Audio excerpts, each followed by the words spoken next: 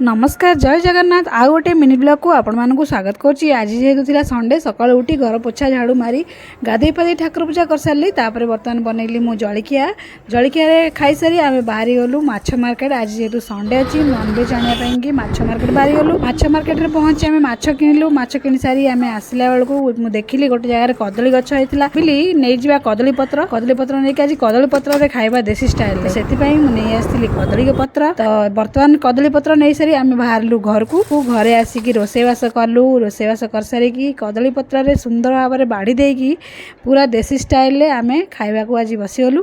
देखो केते सुंदर देखा आज आम कदली पत्र भोजन आपण मानू केमी लगे कमेंट निहाती जनइबे। मो हजबैंड कर चिकेन मोर माछ आज बनईलु दुईटा आइटम बनईला। तो गोटे बड़ कदली पत्र नहीं आसलु से गोटे थे आम बस खाइलु सांग होइकी बहुत सारा मस्ती कलु बहुत एंजॉय कलु। जहाँ भी कहतु सांग मैंने कदली पत्र खाइबार मजा ही किसी अलग जोटा कि आम गाँव में ही से मजा पाई था। बर्तमान खाई पी सारी बापा पुआ ये रेस्ट कर मोर गोटे फ्लिपकार्ट पार्सल आसाला मुझे पिंधिकी ट्राए करी मो पर केमती लगुच बहुत सुंदर होता टॉपटा। संध्या बेले आम बालकनी ठियाई एरोप्लेन देखुलु बहुत एंजॉय कलु। आज दिन बहुत खुशी गला। जदि वो वीडियो भल लगे मो यूट्यूब चैनल को सब्सक्राइब करूँ मो फेसबुक पेज को फॉलो करूँ। धन्यवाद जय जगन्नाथ।